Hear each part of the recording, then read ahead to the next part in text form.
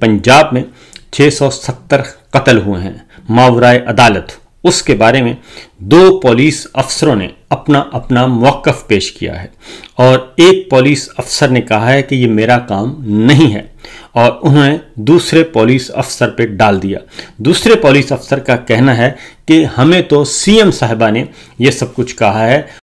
वज़ीर आला पंजाब फॉर्म 47 की मरियम साहिबा, उन्होंने ये सब कुछ कहा है, उन्होंने ही ये डिपार्टमेंट बनाया है, क्राइम कंट्रोल डिपार्टमेंट, उन्होंने ही हमें टास्क दिया है, उन्होंने ही हमें नाजो नखरे से हमें पाल रहे हैं, वही हम पे इन्वेस्ट कर रही हैं, इसलिए उन्होंने ही इसकी ओनरशिप ली है, इसलिए हम तो जो कुछ कर रहे हैं वो मरियम साहिबा के हुक्म की तामील में कर रहे हैं। और ये दोनों क्योंकि सीनियर पुलिस ऑफिसर हैं और इसलिए एक ज़्यादा सीनियर पुलिस ऑफिसर हैं और उन्होंने खुलाकर ये बात बयान कर दी। उसकी रीज़न ये है कि इंसानी हकूक़ कमीशन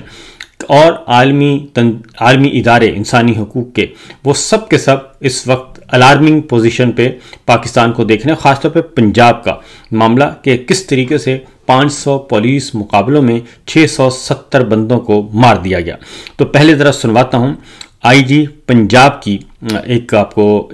प्रेस कॉन्फ्रेंस कल हुई है। आईजी पंजाब उस्मान अनवर साहब, क्योंकि वो तेज़ आदमी हैं और उन्होंने बातों बातों में सारी बात बयान कर दी। क्या कहते हैं ज़रा सुनिए।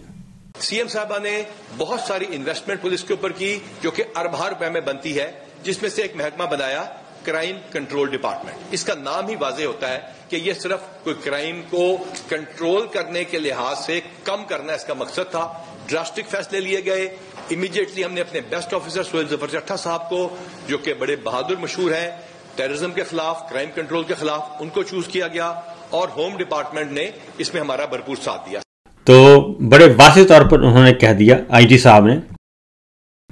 कि ये पंजाब गवर्नमेंट ने ओनरशिप ली है और उन्होंने ये सब कुछ किया है, नया महकमा बनाया और फिर एक बहादुर जो पुलिस अफसर थे, जो पुलिस मुकाबलों में या दहशतगर्दों को ख़त्म करने में बड़ी महारत रखते हैं, तो उन्हें लगा दिया गया और वो हैं चट्टा साहब।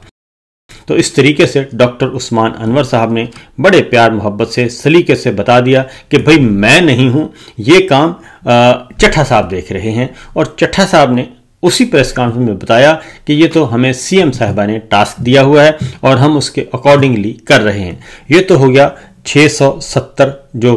कत्ल हुए हैं पुलिस मुकाबलों में मुबैना तौर पर, और जिनमें एक तीफी भट्ट हैं, ख्वाजा तारीफ भट्ट, लाहौर के बड़े मशहूर व मारूफ, जिनको दुबई से लाया गया, कराची एयरपोर्ट उतारा गया और वहाँ से बाई रोड लाहौर लाया जा रहा था। और रहीम यार खां में एक मुबैना तौर पर पुलिस मुकाबला और उनकी फैमिली ने इसको पुलिस मुकाबला मानने से इनकार कर दिया। ये तो हो गया पुलिस मुकाबले 670 मुबैना कत्ल का मामला। दूसरी जानिब आईजी साहब ने कहा कि मरियम नवाज ने चार्ज लेते ही पुलिस पर अपनी खुसूसी नज़र रखी, अरबों रुपए की इन्वेस्टमेंट की, एक महकमा सीसीडी बनाया,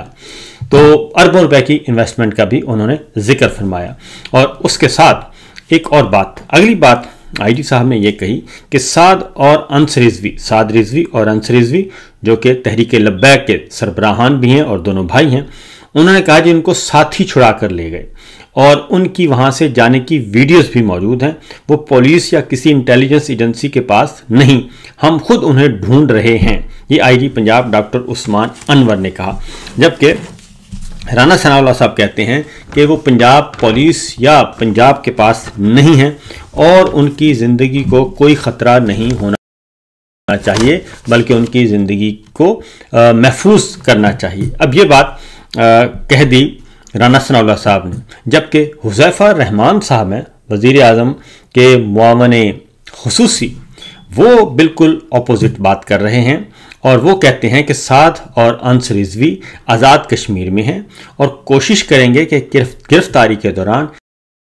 इंसानी जानों का कम से कम ज़िया हो। और उस पर उन्होंने टेलीविज़न चैनल पे आए और उन्होंने इसके बारे में दो टोक अंदाज में एक ये गुफ्तगू की, और वो गुफ्तगू का एक एक लफ्ज़ जो है, हुज़ैफ़ा रहमान जो कि वज़ीर आज़म शहबाज शरीफ के मुआवने खुसूसी हैं, एक एक लफ्ज़ बड़ा मीनिंगफुल है। ज़रा सुनिए क्या कहते हैं वो। साद रिजवी और अनस रिजवी के हवाले से अभी तक कोई आपके पास इत्तलात हो कि वो कहाँ है?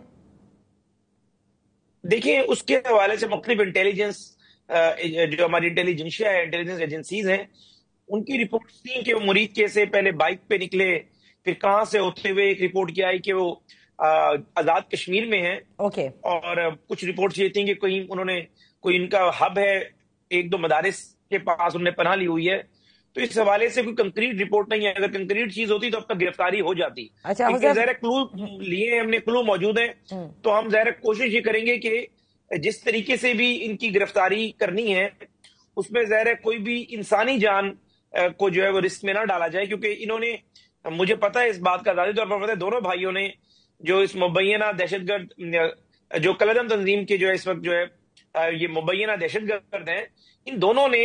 ऐसी जगह पर पनाह ली हुई है जो कि ह्यूमन शील्ड का ये इस्तेमाल कर सकते हैं। माजी में भी इन्होंने किया है, रिसेंट भी किया है। ठीक। तो ऐसी सूरत हाल के अंदर जहां आप ह्यूमन शील्ड का इस्तेमाल कर रहे हो, अगर वो ज़ाहिर है इसमें जिम्मेदारी का मुजाहरा ज़ाहिर उन्होंने कहाँ करना है दहशतगर्द तंजीम के सरबराह। ये आपने सुन लिया कि वो कहते हैं कि हमें ये भी पता चला है कि वो कश्मीर में है, और हमें ये भी पता चला है कि वो किसी मदरसे में है, और हमें ये भी पता चला है कि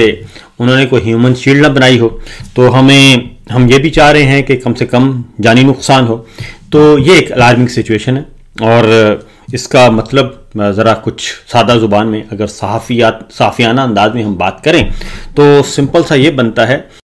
कि कहीं खुदा न खास्ता ऐसा ना हो कि उनको किसी मुकाबले में या फिर किसी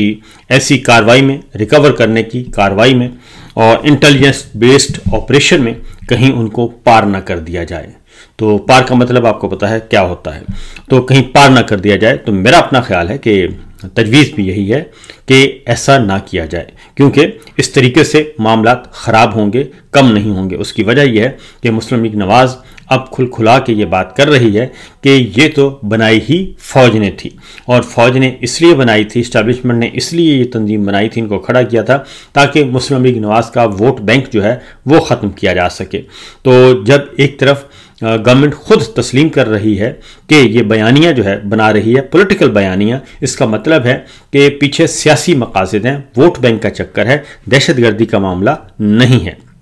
या फिर कोई और दबाव हो सकता है। इसलिए गवर्नर पंजाब और गवर्नर खैबर पख्तूनख्वा ने इकट्ठे प्रेस कॉन्फ्रेंस की, और उसमें पीपल्स पार्टी ने भी TLP पर जो पाबंदी लगाई जा रही है, दहशतगर्द तंजीम करार देकर जो इकदाम किया है मुस्लिम लीग नवाज़ की काबीना ने, तो उसको उन्होंने ऑन नहीं किया, उसे उन्होंने डिसऑन किया है। और पीपल्स पार्टी का कहना है कि ये काम नहीं करना चाहिए और पॉलिटिकल पार्टी को पॉलिटिकली हैंडल करना चाहिए। और कल गवर्नर पंजाब ने भी इसी तरह की बात की है, और वो भी इस वक्त हुकूमत के साथ इस मामले में नहीं है। तो मेरा ख्याल है कि Shahbaz and company, Maryam and company को इस बारे में सोचना चाहिए कि कहीं ऐसा तो नहीं है कि वो एक बड़ी मुसीबत की तरफ बढ़ रहे हैं, और ऐसा ना हो कि वो कोई और गलत काम उनके हाथों से ना हो जाए, क्योंकि मुरीद के का जो कत्लेआम है ऑलरेडी वही बहुत बड़ा जो है उनके दर्द सर बनेगा मुस्तकबिल करीब में, ज़्यादा दूर वो बात नहीं है। अब आते हैं अगली खबर की तरफ, और वह है जनाब इमरान खान साहब से जो मुलाकात नहीं करवाई जा रही सुहेल अफरीदी साहब की, उस पर भी पीपल्स पार्टी ने और गवर्नर पंजाब और गवर्नर खैबर पख्तूनख्वा की इकट्ठे प्रेस कॉन्फ्रेंस हुई है, और उसमें उन्होंने कहा है कि ये मुलाकात होनी चाहिए और CM को इमरान खान से मुलाकात करनी चाहिए, और इसमें कोई रुकावट नहीं करनी चाहिए, खड़ी नहीं करनी चाहिए। तो क्या कहते हैं गवर्नर पंजाब सरदार सलीम साहब, सुनिए ज़रा। ख्याल में मुलाकात में कोई हर्ज नहीं है। देखिए वहां पे ढेर सारे कैदी हैं, उनको रोजाना की बुनियाद पे ढेर सारे लोग मिलते हैं एक शेड्यूल के मुताबिक, और अगर सुहेल अफरीदी साहब जाके बानी PTI को मिल लेंगे तो कोई आसमान नहीं गिरेगा और कोई क़यामत भी नहीं आएगी। तो मेरे ख्याल के मुताबिक बिल्कुल उन्हें मिलने देना चाहिए। तो ये हैं गवर्नर पंजाब, और उन्होंने भी इस बात का बरमला इजहार कर दिया है कि जनाब इसमें कोई ऐसी कदगन नहीं होनी चाहिए, और ये कोई इतना बड़ा इश्यू नहीं है कि इस मामले में खड़ा किया जाए, सूरत हाल को बिगाड़ा जाए। अगली खबर है जी, 4 सदा में पाकिस्तान तहरीक इंसाफ का जलसा हुआ, और ये इमरान खान साहब के नए कोर कमांडर पेशावर जनाब सुहेल अफरीदी साहब, वज़ीर आला खैबर पख्तूनख्वा,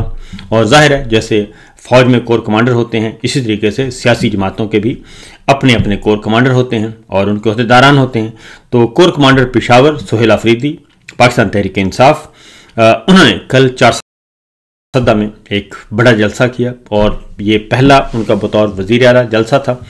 उसमें लोगों का जमे गफ़ीर था, बहुत ज़्यादा पब्लिक आई थी और ये शुरुआत थी, क्योंकि उन्होंने कहा था कि मैं 1 महीना तक आइन, कानून, जमहूरियत, सब चीज़ों को आजमाऊंगा, अदालत को भी आजमाऊंगा और अगर हमें हक न मिला तो फिर उसके बाद 1 महीने के बाद फिर हम अगला लाहे अमल का ऐलान करेंगे। लिहाजा पाकिस्तान तहरीक इंसाफ ने एक तरफ राब्ता अवाम मुहिम शुरू कर दी है और कराची में बड़े जलसे का ऐलान किया है, दूसरी जानिब खैबर पख्तूनख्वा में अवाम को मोबलाइज किया जा रहा है, मुतहर्रिक किया जा रहा है। चारसदा के बाद आज अमन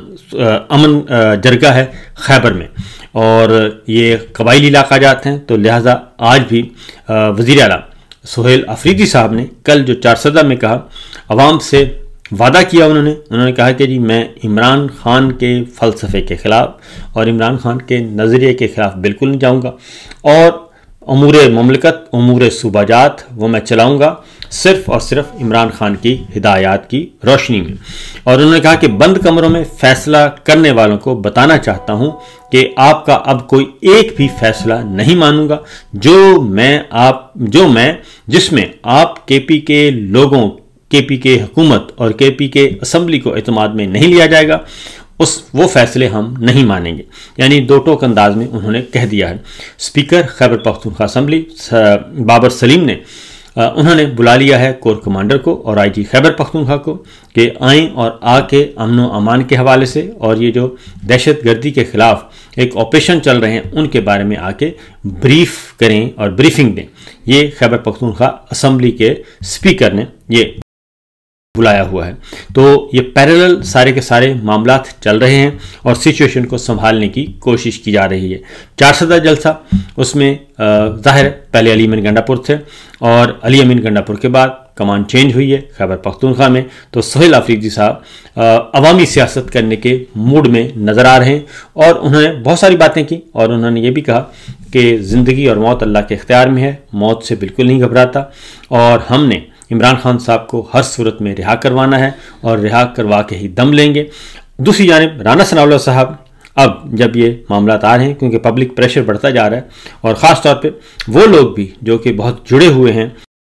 हुकूमत के साथ और हुकूमती दानश्वर कहलाते हैं, उनके पास भी इस बात का कोई जवाब नहीं है कि एक वज़ीर आला को इमरान खान से मुलाकात करने की इजाज़त नहीं दी जा रही, क्योंकि राना साहब ने कहा कि जो काबीना इमरान खान के मशवरे से तश्कील दी जाएगी तो उसे कलअज़म करार दे दिया जाएगा। अगर ये असूल मान लिया जाए तो फिर तो नवाज शरीफ साहब उस वक्त सज़ा याफ्ता मुजरिम थे लंदन में जब उन्होंने नए आर्मी चीफ का यानी कि हाफिज़ आसिम मुनीर साहब का तकर्रुर किया था और इसका मतलब तो फिर ये हुआ कि उस वक्त नवाज शरीफ साहब हैं बतौर मुजरिम सज़ा याफ्ता थे, तो उनके इक़दामात को भी फिर कलअदम करार दिया जाना चाहिए।